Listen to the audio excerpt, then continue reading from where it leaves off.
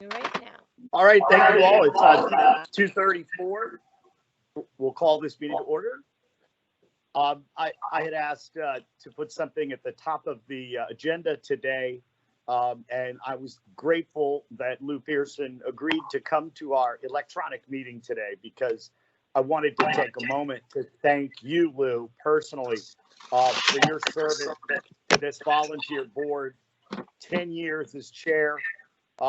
You know, from the time I got on in 16, you pretty much seemed like you were the board to me. All the things you've done for this board, whether it was being before the council, being on the second floor or the fourth floor, advocating for a stronger liquor board, pulling the budgets of all of the other I jurisdictions. never advocated for a stronger liquor board. Just, you know, for the minute. Did I say that? Yes, you did. Yes, you did. Oh, that was The minutes reflect that I have nothing to do with it. That may be burned into my head. I am so sorry, but you fought for this board, the board of ethics, and I know. it was. It's almost not fair. All that work she did to get us to the IG, get funding, get staffing, and then she's gone. Yeah, I right, know. and then gone. And speaking of those other boards, I mean, you did all this as a volunteer. If you'd been on the zoning board for 10 years, they'd have paid you $75,000. If you'd have been the chair of the liquor board, my goodness, they'd give you a free phone, a free parking space, and $300,000. So you're the embodiment of public service, and exactly. Plus, we had to pay for parking for 8 years, right? So, so thank you so much. You are very welcome. And it was actually a pleasure to do. And I wanted to say to the new board members that this has always been, and it's been through, I don't know, 6 permutations since I started of various members. It has always been a very congenial board, and probably because ethics is not something people really fight over. You either you see it or you don't, but we have, you know, not universal, but regular agreement on all the issues. I think you will find serving on this board to be a pleasure, actually. I'd like to respond. Sorry. I'm sorry, Liz. Okay. Excuse me. That's okay. And I will also say that you are beginning your journey with ethics at a spectacular time to do so. With all of the new resources and everything else, you are sitting pretty in the Baltimore City Board and Commission world. This is Arnold, Lou, and I'd like to say a couple of things. Arnold Sampson.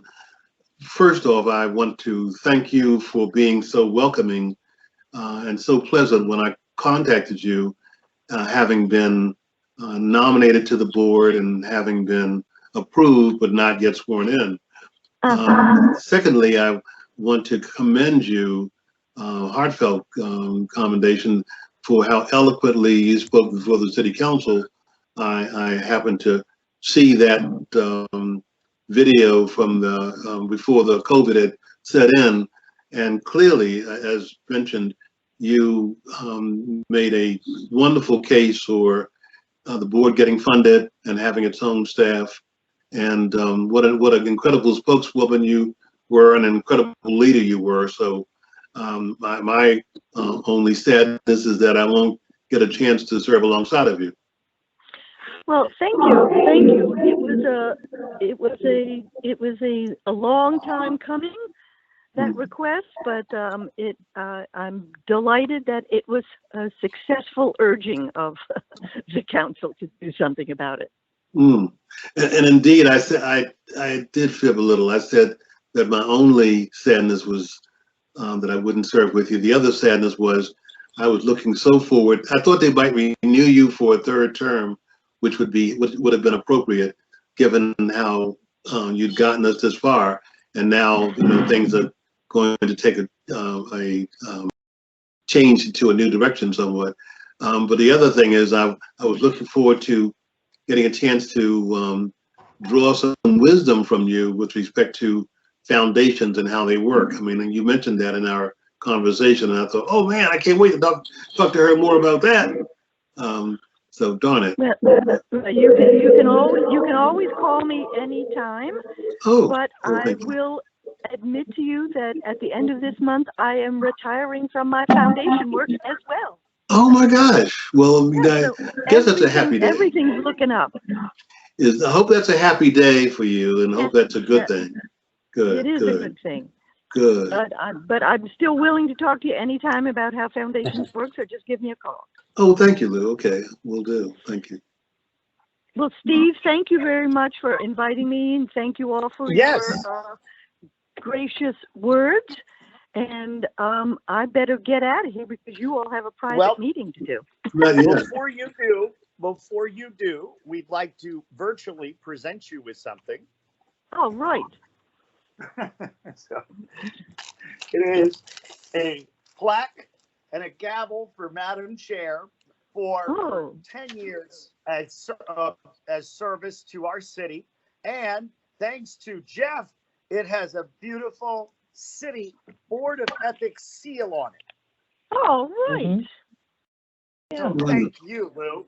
Yes. And unfortunately, since the Ethics Board doesn't have a budget, we're going to have to bill you to ship it to you. That's fine. Absolutely. That's a joke. That's a joke. It's all right. COD it. It's quite all right. Now, Lou, I'm going to send you an email, but I'd like to drop it off tomorrow or Friday. We can do contactless. That's great. That's great. Lou, well, thank you all. This is Thank Donna, you. Lou. Having just retired, I would love for you and I to get together. I have lots of good things to keep you busy in retirement. Oh, Fun great. Fun Great. Yeah. Great. Well, wait till I retire. I've only got 16 more days, and then give me a call. All right. Okay. Thank you, dear. Thank you, Lou. Goodbye. You. Back to work, guys. Wait, I'm so sorry. This is Melody. I just wanted to say one quick thing to Lou. Lou, I'm new and I haven't had the pleasure of meeting you. But I just, as a citizen, just want to thank you for your service. And also, I know from Steve and Donna that your shoes are very, very big ones to fill. So I just wanted to say thank you so much. Well, thank you. That's very nice. And Lou, this is Jeff. My only regret is that I won't get a chance to work with you. No, thank you. You've had enough of my family already. In all good ways.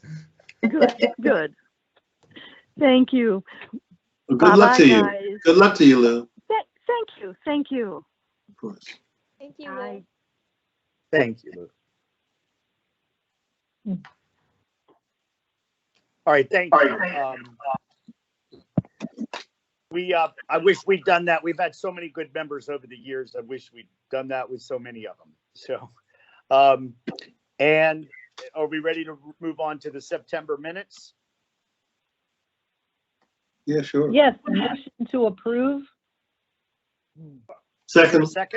Second. All right. All in favor of approving the September minutes of the Ethics Board, signify by saying aye. Aye. Aye. All right, so the minutes are approved. Jeff, it's your turn to update us on our transition, which is now official, right? Yes, as of, well, October 10th was a Saturday, but I suppose the official date then was the Tuesday after the holiday. But as of this week, yes, it's official. And a quick recap, especially for the new board members. The ethics code was revised in April to designate the Inspector General as the executive director of the ethics board. Before that, it had been the head of legislative reference. In designating the Inspector General, the amendment also permitted the Inspector General to designate Office of Inspector General staff to assist the board with its many responsibilities and to assist the IG in their. So the IG has designated me as the director of the board Mara as the executive assistant. So we are both employees of the Office of Inspector General, but are dedicated to the Ethics Board. So, and I'll give a couple of quick transition. Jeff, yeah. When you say you're designated, does that mean that this is it? This is what you do? This is my priority. Yes, I'm dedicated. I may do some other things within the Office of Inspector General, but this is my primary role. And we can get a little bit into budget and funding. The board technically doesn't have a budget itself, but when the IG was given this new responsibility, and at the same time, or close to the same time, the IG was also designated to take on whistleblower law and procedures. Her budget received an increase, and that was to be dedicated to fund a couple of new positions to be dedicated to the board. So that so me and Mara are funded out of, or Mara and I are funded out of that designation. So, Can I just say that a follow-on question. This is Donna. So, I guess before we had a staff, the commissions typically have a staffer. So, for example, my husband has the planning commission, and he works with Chris Ryer, who is in charge of planning for the city. That's his staff representative. You being the director of the board, explain the hierarchy or authority over. Sure. Yeah. So, like I said, the ethics code itself, it's very brief, but it lists the it says the executive director of the board shall be the inspector general. The inspector general may designate staff from the Office of Inspector General to assist the board carry out its responsibilities. So we are the staffers to the board. So the inspector general is the executive director, but because she has plenty of other things on her plate, she has designated basically her role to me. She's informed of most of our meetings and involvement, et cetera, since she's technically the executive director, but I and Mara have the day-to-day operations for the board. I'm just curious about if the board votes one way and you or Isabel don't agree, what happens? Yeah, that's a good question. So the board itself is the independent entity charged with overseeing the ethics law. So when it comes to sort of developing some ultimate policies, approving certain forms that the code requires the board to approve, taking actions on complaints, that is solely within the decision of the board. What Isabel and I can do are, we have some statutorily designated responsibilities as well. So, for instance, when we receive complaints, the code says that the executive director, which includes the designee, shall do a preliminary investigation and present the findings to the board. It's the board that decides what to do with those investigations within the purview of the ethics law.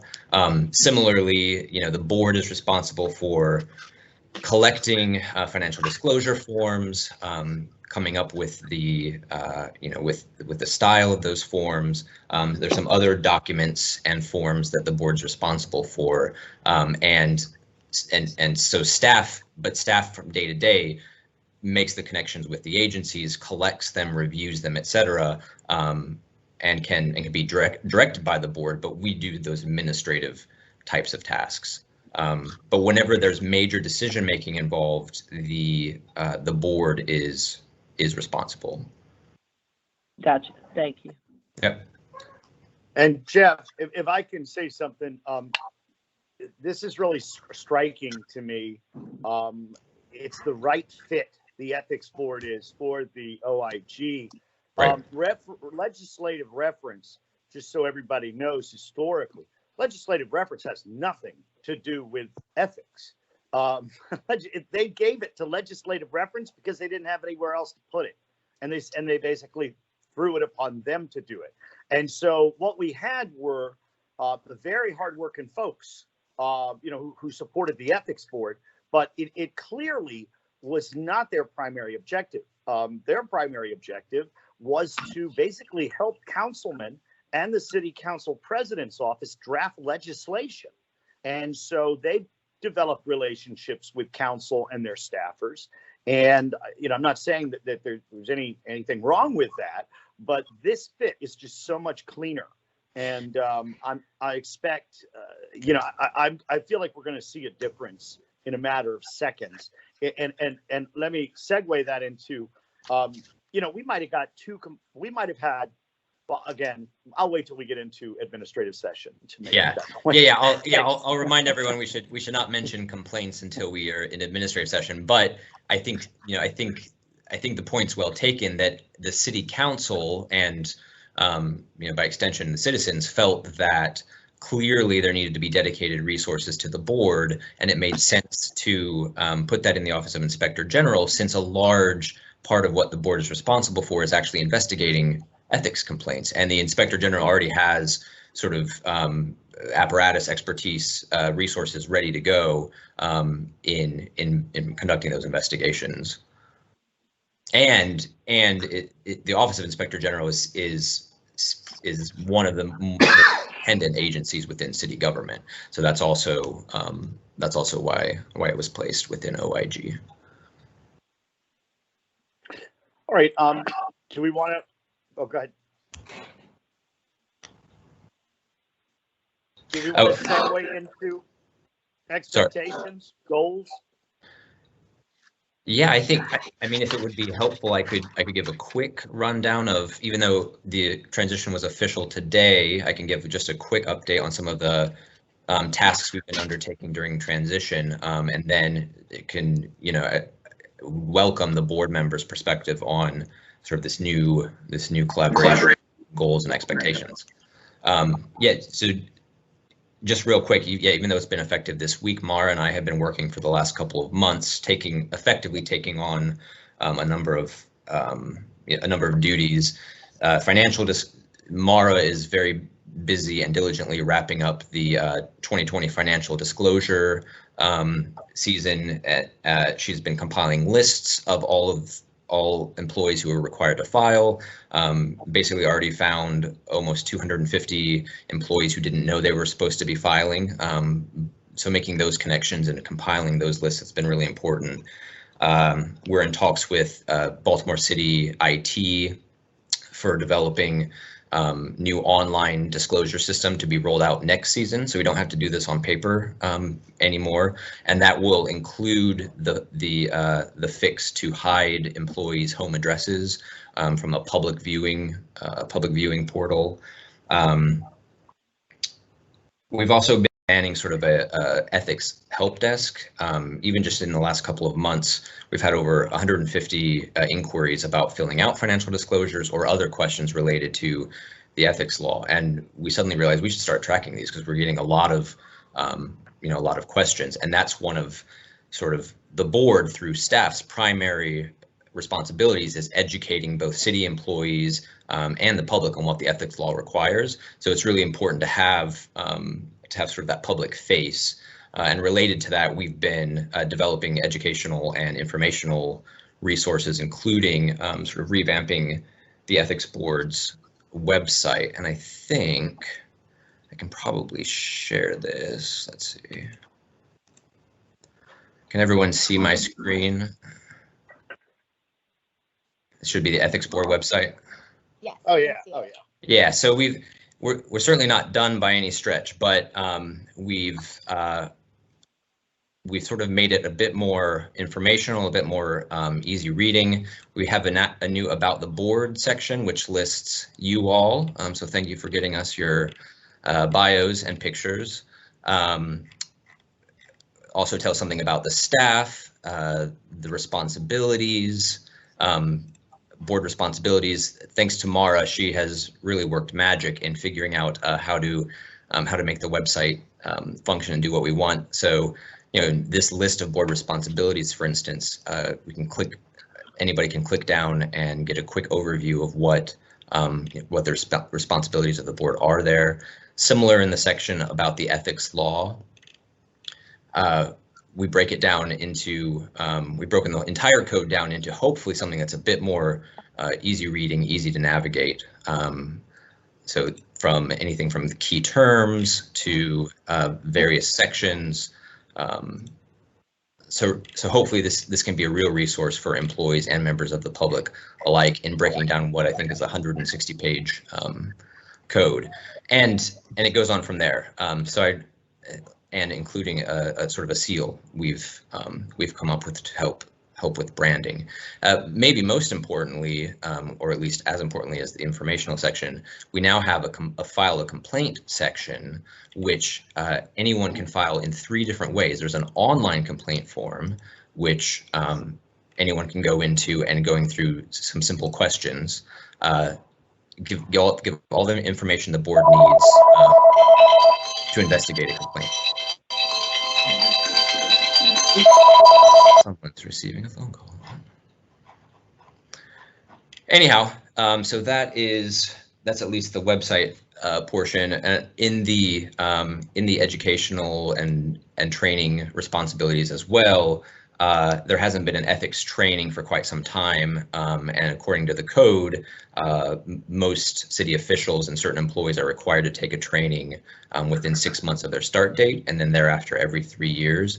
And we've been hearing from city agencies that they would really like to provide ethics trainings to employees. So we're working on an ethics training, and the first one we have scheduled is first week of November for the staff of the Department of General Services.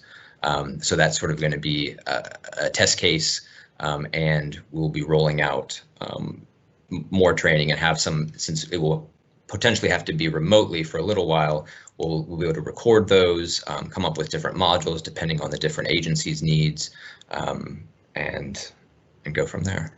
So that's a sort of a quick update of what we've been up to the last couple of months. Thank you. I can't tell you how disappointed I've been in city websites over the last decade and a half.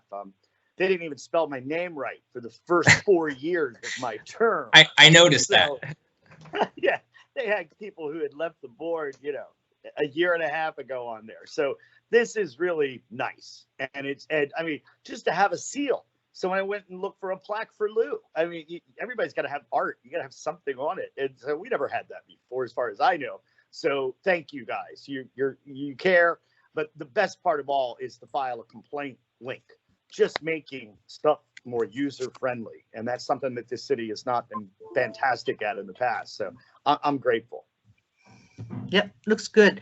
May I ask a question? Sure. Oh, okay.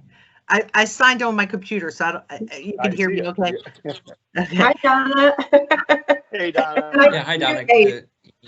So the question is there a reason why you don't accept anonymous reports? So yeah, a couple of answers to that. As far as official complaints are concerned, the code requires them to be signed, but for the board to also keep the identity of the complainant confidential. So that's at least that part of it. If somebody wanted to make a confidential complaint, either by emailing us or calling us, or even calling the Office of the Inspector General, and it sort of sounds like it's ethics related, and there's and they really want to remain anonymous, at that point, since under the law anyone can file a complaint, someone from within the OIG could then certify a complaint to the board, or the board itself could end up filing a complaint. The board has the ability to do that under the ethics code. So there are ways to take anonymous complaints. It's just if somebody is filing a complaint through one of these formats, they actually have to provide their name, at least according to the current law. So if I filled out the online form and put anonymous and signed it anonymous, what would you do with it? The online form would come to the ethics board's email address. We would take a look at sort of the allegations and the situation, and I suppose if staff felt as though it merited some further information or further investigation, we would do that. Nothing stops staff from investigating just because it wasn't received by someone. And then to be official, someone else or the board could certify it as a complaint. Okay. Okay. And that's another benefit, I think, to being within the Office of Inspector General. This office is used to taking in lots of types of complaints, lots of types of allegations. People may not know that it's technically an ethics complaint, but if that's what board staff or IG staff hears, then there are mechanisms to get that before the board now. Yep. Whereas before, I think maybe those would have just sort of evaporated. Yep. Thank you. Mm-hmm. I have a couple questions, Jeff, if I may. Sure. Okay. The first question is just logistical. How can we politely let you know that we have a comment to make? I can only see myself and you on the screen. I don't see my colleagues. But I'm used to Zoom. Everybody should know that by now. And so I encourage people just to raise their hand, let me know that if I'm the one doing the moderating, that they want to speak, and I will recognize them as soon as possible. But I mean, I see there's also a hand raised icon, but I wonder if that'll do it. The question is how best to do that without interrupting or cross talking. So you can't see anyone else currently when they speak? Yeah. Huh. So guys, on my phone, and I'm using my phone, I can see Melody and Jeff up top, Arnold and Donna below, and then Mara and somebody who's a dial-in number that I don't recognize, and then me at the bottom and another dial-in number that I don't recognize. But I can see everybody. But what is your settings? I can. Me either. No, I can't. So I'm using an iPhone. But to get back to your question, so this is the first Zoom, WebEx, all of these things combined, hearing that I'm moderating. I did moderate a debate team practice last spring, which was for middle schoolers. That was fun. But my kid, she's doing online school every day. I'm happy to learn how to use the raise my hand feature. If anybody's used to it, can somebody in fact practice right now and raise their hand? Okay, I see a little hand next to Donna. Okay, all right. I just got to make sure my glasses work because my screen's not big enough. But yeah, okay, everybody's okay. All right, so let's just do that. It's like a buzzer in Jeopardy. Let's just do that. Well, all right. Thank you for this. I mean, it could be that someone will stumble upon a setting which will give us the same video power that you have, Steve. You're a very powerful man, by the way. And so, I mean, in Zoom, I can I know the icon to hit so that I can see all the participants at one time. And comes in very handy. But I said I had two things. The second thing is, it's just sort of it's kind of a hard right turn. Do we have any sense of what the status is of getting the one remaining vacancy filled? Just asking. Yeah, we don't have any information on that. I believe Isabel, the IG, was going to contact the appointments person in the mayor's office and just make them aware again that there's a vacancy in the board. I believe the position that's vacant is one of the mayoral appointees. So I don't have any more information than that. Okay, that's cool. That's delicate because the election's coming up, and Mary Young will probably, I guess it happens in January or sometime, will be stepping aside at some point. So I guess who knows? Maybe he doesn't want to exercise his power to nominate someone. I designate someone at this point. Maybe, I don't know. And Melody, you have your raise hand button up. I do, only just to make another point to Arnold's first point, which is perhaps if we could just all mute our computers if we're not talking, because I'm getting a lot of feedback.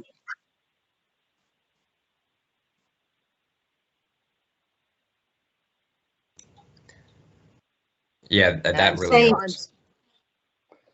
Sometimes folks have maybe their computer, and they might be here two ways. That happened to me one time on another hearing where I had my phone on, but I also was watching it like on another platform, and that definitely is major feedback. Okay, clean. All right. Do we want to let's talk about, Jeff? Do you want to start us off on expectations, responsibilities, and goals? Well, I think some of that was going to be based on discussion that you all have now. I mean, and this is something I think I sent out a list of board responsibilities, and that's now delineated on the website as well. And there are a number of board responsibilities there. So those are things that the code requires, and that I, as staff, will we will be happen on a day-to-day basis. Sort of as far as this current constitution of the board and vision, I suppose that's all something for you to discuss. I mean, I know there's a current climate of the board not having had funding, a public perception that it has been basically treated with not much priority by city government. So, I think in some ways the biggest goals will be simply enabling the board to carry out the responsibilities that it really has, that it has not been able to do. For instance, really robust sort of complaint investigation, really sort of effective trainings, really being sort of a public accessible face for people who have questions, because I think there's clearly both a preventive and enforcement component to the ethics code. Prevention is good training, good public information, things like that, and then enforcement really comes in taking complaints and tips very seriously and very timely responding to those and investigating those. So that's sort of the promise that you have from me, and I think from Mara as well, and clearly from the IG as we end up taking over. But then as far as sort of other priorities or other sorts of goals or other sorts of directives that you all would like to give, I mean, we're your staff in the end. So yeah, I would welcome. Let's see, and I think there's some hands now. Yeah. All right. Let me just say real quickly that, yeah, I think we always needed investigations. I've always questioned what our teeth were. I felt the same way. And then when Donna came on board, she asked the same questions that I had 3 years earlier. Like, well, what are we doing? What can we do? What can't we do? Oh, they left city governments, so now the whole thing is moot. There's just a lot of, it appears to be limitations on the things that the ethics board's been able to do. But I think so much of it has been because of the general lack of investigative abilities that your office can bring to the table. So quite frankly, I'll say this with make sure that it's a public statement, but we haven't gotten that many many complaints from citizens, at least over the last few years. They've been very rare. So what we have gotten a lot of, quite frankly, is busy work that kept the board busy, which were hundreds of solicitation waiver requests. And so as part of us talking about our responsibilities, our goals, our expectations, it occurs to me very strongly, and I noticed it when Donna came on the board, feels like about a year ago now with COVID-19, or longer than that, but it also feels like yesterday.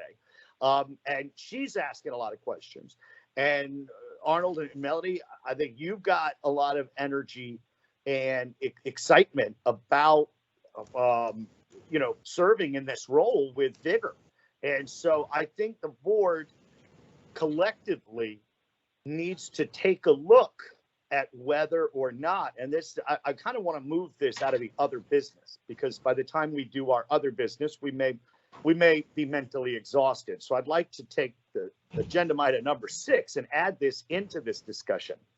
The law says that we can, but are not required to give solicitation waivers. During at least the last 4 years, solicitation waiver requests have snowballed. They, too, were not an everyday occurrence 5 years ago. But now you have dozens of them out of certain council offices. And then that begs the question that, occasionally, perhaps a solicitation waiver is required. Perhaps it's something so wonderful to help so many people that we need to do this. But at the other end of the argument or the spectrum on this, it's that when you get solicitation waiver requests, you're getting donors from donors that have easily maxed out on political campaign contributions, that can make donations far in excess of the donations where they would be capped for a political contribution. They can donate almost unlimited funds to projects that otherwise they would be prohibited from being contacted to solicit a donation for. So I would like the board's sense on this, on whether or not how we feel about solicitation waivers. And I would say that, anecdotally, but I've been there, probably 99% of the solicitation waivers have been granted by the board over the last 5 years. And I would also say that the only one in recent memory that comes to me that we denied, and the board did it by a unanimous vote, was when the city solicitor came to request a blanket ethics waiver from then Mayor Catherine Pugh, so she could go about the country and solicit donations from controlled donors for amounts of money. And the board said, absolutely not. That's the only one I know we've denied. So I guess you have to decide whether these things are, whether the ethics board doesn't want to be the bad guy to get in the way of a good thing for charity, or whether we think in general these things should be scrutinized more heavily because there may be some underlying feeling or impression by the general public that it could be pay to play. So I'd like to have this conversation with all of you. Thank you. Who had their hand up first? It was Donna. Donna was okay, first, then Donna. me, right. then Arnold. All right, let's do the rotation. Okay, Donna here. Jeff, I'm sure you are probably already doing this, but for the board as well, I would like to see us have what I would call a business plan, but you can call it whatever you want, to basically prioritize some of the taskings we've been talking about, to not only hold us accountable and measurement, but to keep us focused. Because and maybe you could break up some of our specialties to help out with these things, like the training. I'm sure the training needs to be overhauled. I have a lot of experience in ethics training. So maybe I can help you and Mara and the other person on that. Jeff was mentioning the solicitation requests. Maybe part of the plan is, okay, we are going to state our purpose and what we're really adding value to in this process, not our busy work. Another part would be the annual report. So just to lay out for us, and I don't think it needs to be published, but okay, these are the priorities we have for this coming year in this new role. And we do need to measure inquiries as well as complaints. And what we're working on, because it was a guess how much staff to put into this. Maybe we need more staff a year from now. Maybe we need less, who knows? But I'm a plan, measure, control, and then improve kind of person. So that's what I would like. All right, Melody or Jeff. No, I think you all can. I take that to heart, and that's precisely the types of internal planning that sort of we've been thinking about and trying to calendar. So I think sharing sharing that with you all, and then potentially working with individuals who have certain interests or skill sets short of a quorum could be really helpful. So thanks, Donna. Okay. Yeah, the other pet peeve I have is this whole financial disclosure process, how when it's all said and done, we're going to see what happened a year or so ago. And I'm not really sure how much value that adds. I'm more accustomed to, you fill out the form once a year, but you also fill it out when a situation arises or when you accept a gift. So it can be vetted.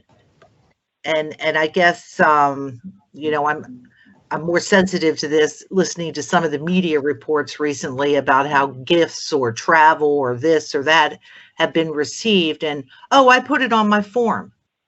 Well, you know, did anybody look at that form or talk to the individual about that form? So right now the process looks broke to me, and maybe I'm just ill-informed. That is all. I'll shut up now. Don't shut up. All right, Melody. No, just I'll make my last point first, since Donna said that. Donna, your experience is invaluable. So I really, really appreciate your thoughts on that. And I know the board does too. And I think, again, making the last point first, I think it's important that we understand the process so that we can better, to the extent that we're able, improve it. I agree with your point about financial disclosures, and I don't really want to jump all over, but I think it's an excellent point. We need to understand whose responsibility it is to review those forms as they come in. And perhaps we can begin to review those forms for substance prior to that, to make sure we're asking the right questions on the forms. So I'm going to go back to point one now, which was to Jeff and Steve's point. I would just urge everybody, to the extent that you haven't, and I haven't done so extensively, but to really delve into and sort of use as the Bible, well, maybe not the Bible, but to use as a great training tool the website that Maura and Jeff put together. I don't know how many people have looked at it, but it is excellent, and it will tell you exactly what you need to know outside of the code in terms of what our responsibilities and the scope of our power really here as the board. And then my next point that I wanted to make, to Steve's point about solicitation waivers, is just that I'm all for, as you say, Steve, I mean, changing the game to the extent that it needs to be changed. But I would just urge all of us to use the code, the language in the code, to start there. So as we're going, I mean, I think it's a good idea to broadly say, well, we want to be more scrupulous as we go through these solicitation waivers. But I think with each one, we need to take them as they come currently, and we need to look at the ethics code and see whether or not whether or not we want to give the waiver based on the code. I think what we need to do is be really careful about using the code. And I know, to your point, Steve, that we have the power to issue a waiver, but perhaps that's something that we talked to Jeff about, which is making that part of the code more stringent so that we have a better, stricter process in place. And that's it. Now I will stop talking. Okay, Jeff or Arnold? Arnold? Thank you. Okay, I will speak and say, first thing is, Donna talked about several things, and I think she was, and I interpreted her comments, her very insightful comments, to be about our respective vision of how the Board of Ethics might work and what it might mean, and what expectations might be directed towards us.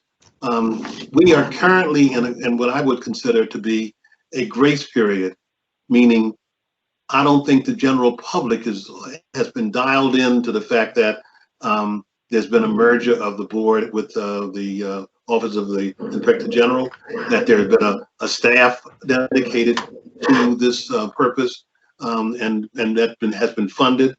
I don't think they are aware that we're now, the board can operate with a quorum because, there's only one vacancy, so you got enough to make decisions.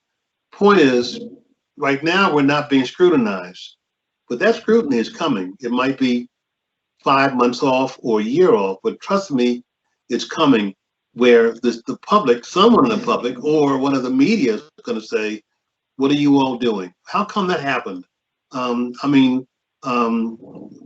Things are going on every day in Baltimore City that somewhat fall within the realm of what a Board of Ethics might be doing, maybe. I'm not going to keep the mic very long. I was going to say a couple of things more. And Melody spoke eloquently and said, talked about the power, and it was about our obligation. What obligation do we have to the city of Baltimore? What obligation do we have to the IG's office to perform a certain way? And the answer is that we can find a sweet spot, I think, where all of us kind of can agree on what we're doing and how we're going to do it. But it will take, I think, a little bit of discussion. And right now, we're all under the same pressure of trying to do very short, crisp sound bites for the sake of time. And we're not having sort of a retreat kind of a discussion where you can throw ideas out and see where a person's coming from, et cetera, et cetera. So I'm suggesting that something like that might be nice and healthy. And also I want to very quickly render an apology. Thank you, Melody. I did not have my phone muted, and my jinx was consistent. So I got a call or two. Daggone it. And I'm sorry. But now, once I finish talking now. No worries. No, I'm so sorry. But I'm muting the phone, muting my mic now, and handing off to the next person who wants to speak. All right. It looks like Jeff, you've had a couple directed your way. Yeah. And thank you all for the very insightful reflections. A number of, I think when we're working with a code that gives, that makes some very clear requirements, sometimes in order to make the changes that we're talking about, be it requiring something else on the financial disclosure form, or changing the way that solicitations are done, et cetera, will require either coming up with new regulations or requesting that the city council actually change the code. So in some sense, those two pieces are where you all can make your recommendations, and we can have discussions on discrete components maybe in upcoming meetings. We can discuss the financial disclosure process. We can I can go through what the code requires. We can think about the needs, and then either try to write new regulations if those could address some of what we're talking about, or actually put them into some sort of bill that the ethics board then requests of the city council to change. So really, the outer limit of that is that local ethics codes have to be at least as stringent as the state code, but they can be more stringent. So if there are areas where you all feel, and we feel that the code needs to be strengthened, we can easily make that ask of the city council. And a number of things can be done through regulations, which just the board itself can think through and amend the law in that way, as long as it's sort of broadly within within the parameters of the code. So that sort of gives you an idea of the sort of the mechanism that those changes could take. And then as for the current responsibilities that now you have staff, so for when the reason the financial disclosure system this time around is sort of so prolonged is because the deadlines for filing those were extended based on the COVID pandemic. So we are, starting the next filing season. The code says by January 30th, all elected officials have to file their financial disclosures, and then by I believe it's April 30th or April 15th, the rest of the required employees have to file. So there's now staff to review, do more than just collect those forms. There's staff to review those forms, which we can do, and we can all talk about what we should be looking for, and in addition to require new sorts of conflicts or gifts to be disclosed as they arise, we could potentially seek to ask that to be a change in the law, or potentially, I'd have to look at this legally, but potentially a regulatory change. I know as we think about getting the financial disclosure system online and electronic, I think there are some real sort of IT horizons where we could try to integrate financial disclosure, the information in financial disclosures, with decision points throughout the city. I know, for instance, the Board of Estimates has its own sort of internal recusal lists, but I don't know if those are updated all the time based on financial disclosures.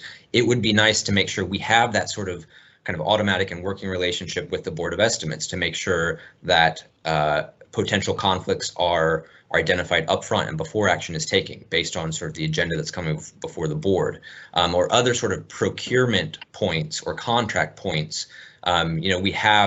We have lists that we've pulled from the disclosure forms based on when somebody involved in those processes should recuse themselves based on what they've disclosed.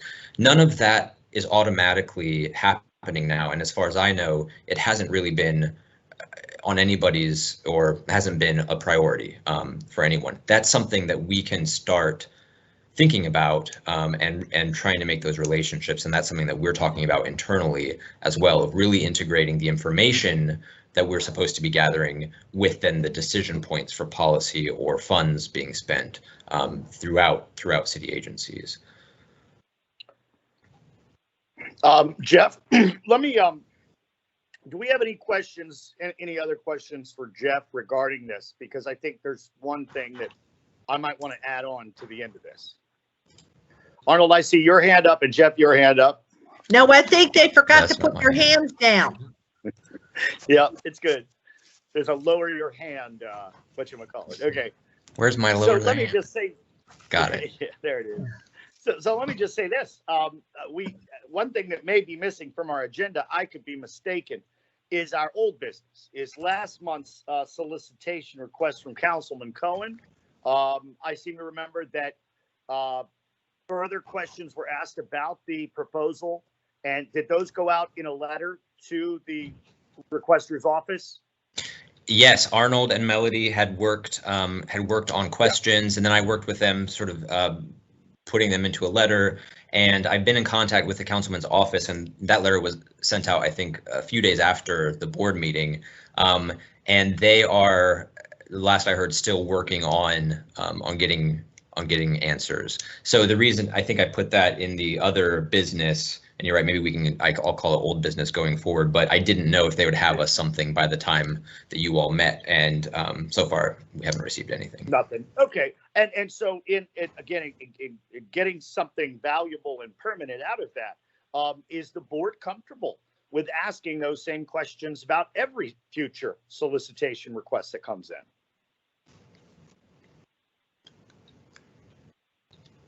Okay, that's a tie.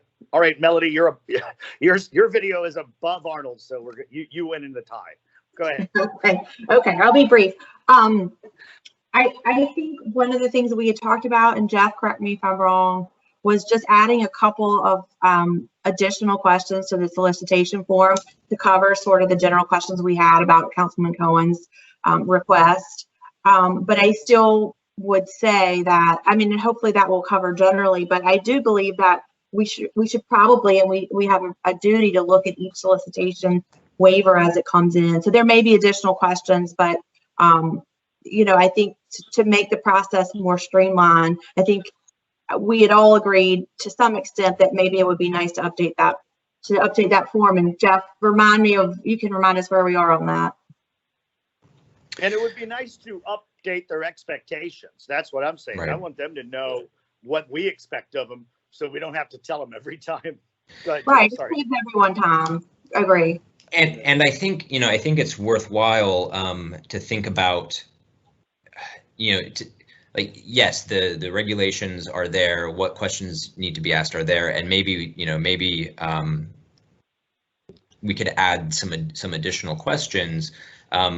But I think that you all still have discretion then to grant or deny. And especially, I know in the past, sometimes solicitations have been very broad, and very, in some sense, very vague, so that it might be really hard to tell, and that just makes it hard to manage the process, like knowing what the money is, if the money is really going to something within the scope of that solicitation waiver. So maybe it's even having some sort of policy of the more narrow, the better, or if something is capable of being identified as a specific event or a specific fund instead of sort of a broad sort of idea or topic, that could be a way forward.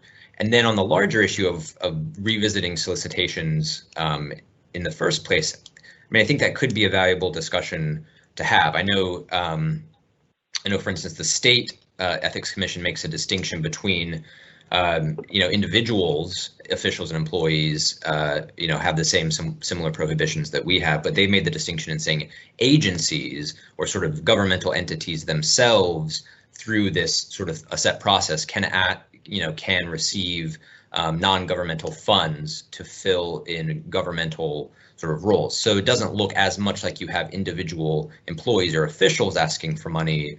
But in a controlled way, you still are able to get non-governmental money for sort of governmental purposes, if that's something that you all feel is valuable. So that would be an avenue to think about, potentially, just sort of seeing how the state does it, or getting rid of it altogether. A lot of municipalities, I think Tony mentioned this before, don't have those sorts of exceptions for maybe there are a couple of categories of gifts that are exempted by the board, but not a case by case waiver sort of situation. Arnold? Thank you. I know that some of my input was not as thoughtful as Melody's, because I was interested in starting slowly to send a signal, a message, that the Board of Ethics should not be taken for granted. I think that for a while, when there was no quorum, when there was no dedicated staff, and that people, the entities who would come to the board, pretty much knew the language to cite and would say what they had to say, like we were just a checkoff on a list that they needed to fill out to get to where they wanted to go. And that the board was going to more or less, as you said, Steve, I think you said 95% of the requests were approved. Well, maybe that was great. Maybe that was perfect. But we want to be thoughtful and send a signal that we want these processes to be clean and fair and honest. And so we trying to figure out what to say to get that to happen is what we're after. So again, I think the more we communicate with one another, and by the way, I want to go speak to something that Jeff said. I thought I read something in the voluminous materials that I've gone through, that we as a board are expected to propose ways to make this process better. If we think of something, we're expected to propose that, so that things can be tightened up and be made better. Because Baltimore does not want the black eye of being a place that's not well run, that has embarrassing situations occurring, right, one behind the other, et cetera, et cetera, et cetera. So with that said, I defer to the next speaker. Thank you.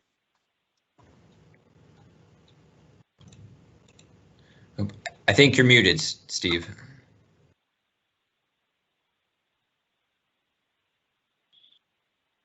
Okay, yeah, that's weird. Okay, thanks. Are we ready to move into new business? Yes. All right. I move that we enter administrative session. Oh, Steve, if I could, real quick, how have you all done it in the past when you have, because we have on the agenda, employees guidance request for. Oh, right. I wasn't sure if that required administrative session or not, so I was going to move us in and then ask you that question.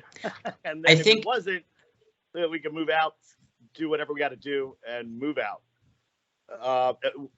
Previously, we did it in an administrative session. I thought so, Don. Okay, yeah, it's an administration of how the law would apply to a specific situation. So I think that's appropriate. And there's a name of a person, so I think we should go into administrative session. We usually have when there's a. Okay. Okay, so yeah, I move that we enter administrative session. Can I get a second? Well, I have a reservation. Okay. One question. Yes, sir. You described, Steve, that there you recognized the 4 members and Jeff and Mara, and there was another phone number that you did not recognize. Thank you, Jeff.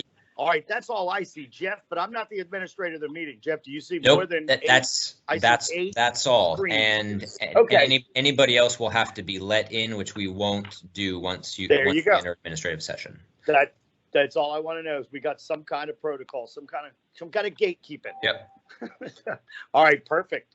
So I have a second.